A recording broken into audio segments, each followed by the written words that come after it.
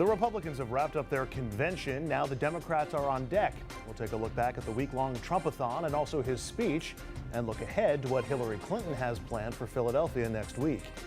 Then Hillary could announce her running mate any minute now. We'll take a look at the short list and discuss the options. And Roger Ailes is out as the top man at Fox News. Will that change the network? Perhaps even the presidential race as well, or our politics going forward? Good evening and welcome to RFL. I'm Andrew Whitman, in tonight for Richard French, and we start with the just concluded Republican convention.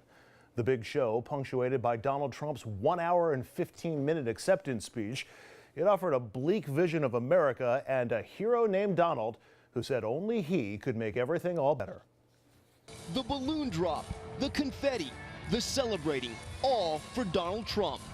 I humbly and gratefully accept your nomination for the presidency of the United States. Under a giant Trump digital banner, the Republican nominee for president launching right into his Law and Order theme. The attacks on our police and the terrorism of our cities threaten our very way of life.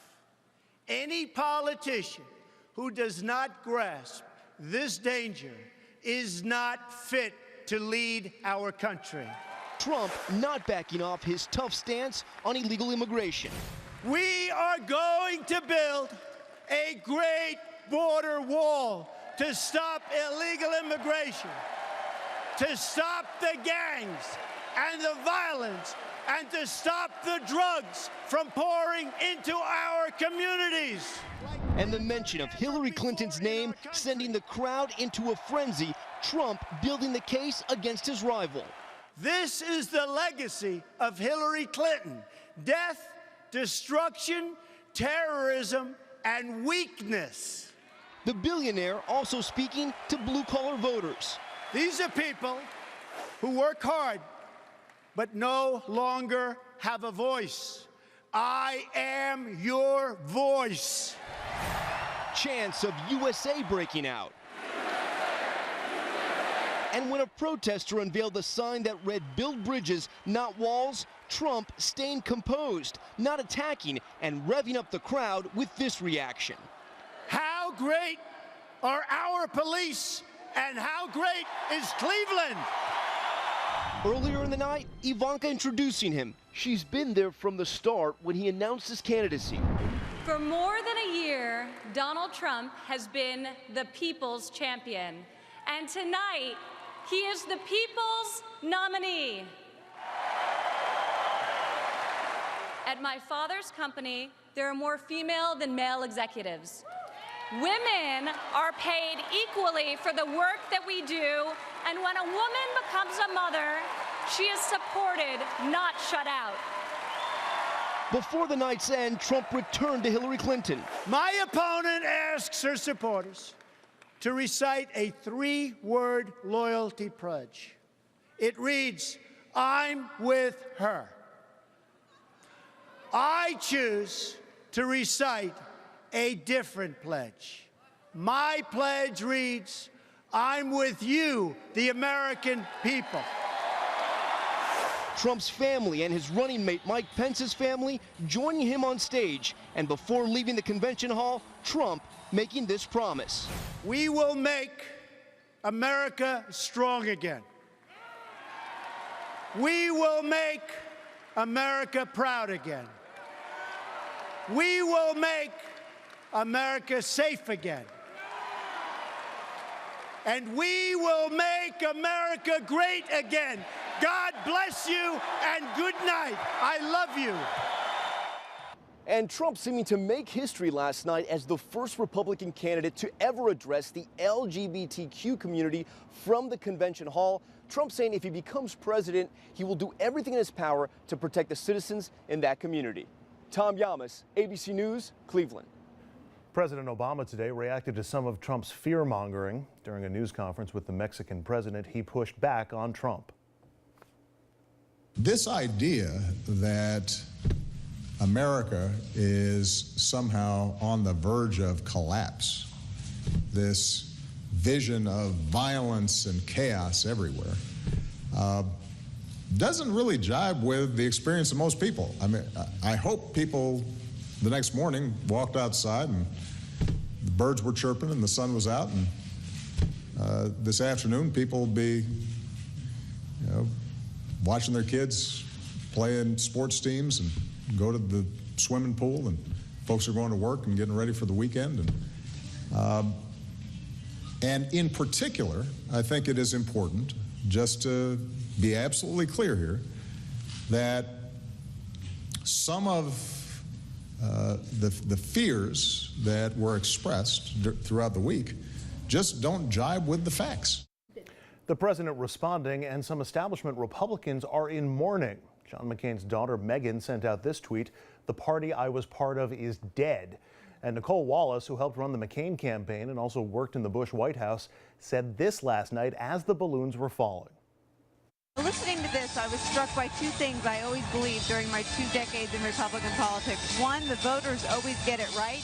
And two, the Republican Party that I worked for 2 decades died in this room tonight. We are now represented as a party by a man who believes in protectionism, isolationism, and nativism. And those were the forces that George W. Bush, and I believe John McCain too, were most worried about during their times as the leaders of the Republican Party.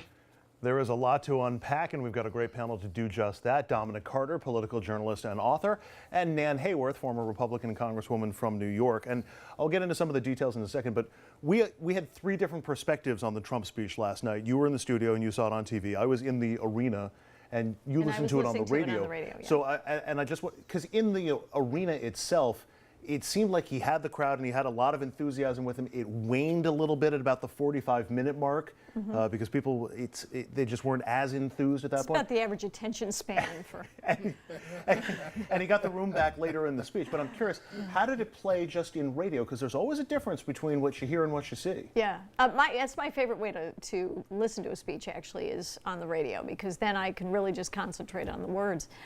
I felt, of course, Mr. Trump has a way of ad-libbing that I feared might come into play at some point in his speech. So I felt I was impressed that he exerted discipline, particularly when there was something of a rally environment. He did stick to his script. He hit key points. I disagree with Nicole Wallace. I think he hit certain key points that every Republican can embrace, particularly concerning tax reform and regulatory relief. Those are crucial issues. And I actually like very much the fact that he reached out to communities that Republicans have not been associated with, LGBTQ. He talked about African American and Latino citizens and how disadvantaged they have been, which is absolutely true, even worse in this terrible economy. And also he talked directly to Bernie Sanders' supporters. Now, I am not a protectionist, but I thought that wasn't a bad thing for him to do. Dominic, how do you think it played on TV, and what are your takeaways? Well, I'm going to be completely honest right now. No, lie to me. No, because sometimes I try to be a diplomat. I try. Yeah, right. But I'm going to be honest right now. Mr. Trump has to learn some discipline, because he just goes on and on and on and on and on and on and on and on. And I think someone has told him that if you talk long, that equals substance. And his speechwriters need to correct him. Like I saw the speechwriter on television saying, well, it was a regular speech, but with the applause. That's what made it go so long. But you had to anticipate that when you write a speech. You're supposed to, yeah. Right. That's the exact point. No, I understand, right. Right. You're supposed to time it out yeah. based on applause and everything. I agree. And we were told 45 minutes. Yeah. And for him to talk for an hour and almost 20 minutes. Yeah. Right. It was the longest accepted speech on record in modern times. And I didn't hear anything particularly new. I think he has a good chance possibly of winning. Yeah. And I think he's, even for all the mistakes that occurred during the week, I think he's going to get a bounce. I thought it was a little all over the place, the speech. I thought It rambled. was. I thought Yeah, it there rambled wasn't a great narrative arc. As I was listening, he kept going back and forth to certain things. Strangely, the ratings are way down, significantly down. Far fewer people watched Donald Trump's speech than watched John McCain's speech in 2008 or that watched Mitt interesting. Romney's speech in 2012. I would have expected the other. I would have expected a bigger number there. But you see, down a little bit from 2012 and way down from what John McCain got in 2008. I also wanted to get into what the president said with the fact-checking of the whole thing, because that's one of the things that I noted as I was listening to the speech. I thought it hit a lot of bells and whistles that are going to play well for Republicans. I didn't know how well it would play for independents, but this thing won't hold up to a fact check. I mean, the fact checkers are already burning through their... Well, neither does Hillary, so, you know. I mean, no, but let's focus one person at a time, because I got a lot of that when I was in Cleveland. Every issue related to... No, I agree. It's not two wrongs don't make a right. This is true. But I have friends who support, I campaigned for Carly Fiorina. Am I supporting Mr. Trump for the presidency now? Yes, I am. You know, he's the nominee of our party, and I want to assure that certain things that I hold dear and I think would be best for every American do try, you know, we do our best to make them come true. Particularly, my big thing is economic policy. But I have friends across the socioeconomic spectrum who have been supporting Donald Trump for a long time. And what he says resonates with people who, and Dominic, right, we all know them, right? There's no doubt about it. There's no doubt about it. I didn't mean to cut you off. There's no doubt about it. That's why he's doing so well, because he resonates. Right. Whether you like him or you hate him, he resonates. And when you put him up against Obama, I think, frankly, with no disrespect to the President of the United States, what he's saying right now is almost irrelevant. He's done in 6 months. People resonate with what Trump is saying. We only played President Obama as a you know, to reflect that there is some fact-checking. There are lots of fact-checking issues with this speech. The crime numbers aren't what he said they were. The economic numbers aren't what they said they were. He's creating arguments and then saying, "I'm the only one who can solve them." The economic numbers are dreadful, though. They're really They're not bad. dreadful. They are. They're not. Andrew, They're they absolutely are bad. not. They are. 70 plus. Let's not get into a Monty Python. I want an argument It's thing. from the eyes of the beholder. Well, if you don't have a job, then the numbers are terrible. The labor force. We look. You and I and our viewers know that the Department of Labor can easily manipulate unemployment statistics, you know, the so-called headline unemployment statistics. What matters is labor force participation. It is lower than it has been in roughly 40 years. And Donald Trump was right that it affects members of ethnic minorities and racial minorities disproportionately. It affects women disproportionately. It's a dreadful thing. So even if you can quibble with certain of his numbers, and you know we always can, his fundamental theme resonates with people, and they see the news every day. You know, we've had 8 years. You know, the president is cool and cerebral, and nothing rattles him. We know that. And there's something that can be admired about that. You know, it can be reassuring, but at a certain point, when we see that things are continuing to deteriorate in the popular culture, then we say we need somebody who's not giving us cerebral happy talk, so to speak. We need someone who actually seems to be aware that the roof is falling in. Andrew, let me just make this comment about crime. And maybe I'll direct it as a question to you. Sure. I know you have to be exhausted. What, 12 hours ago? Is that the question? Yeah, no, 12 hours ago you were live. The answer is yes. Okay, but do you think the average person cares that crime stats are up, let's say 10% from historic lows? That's the key part, from historic lows.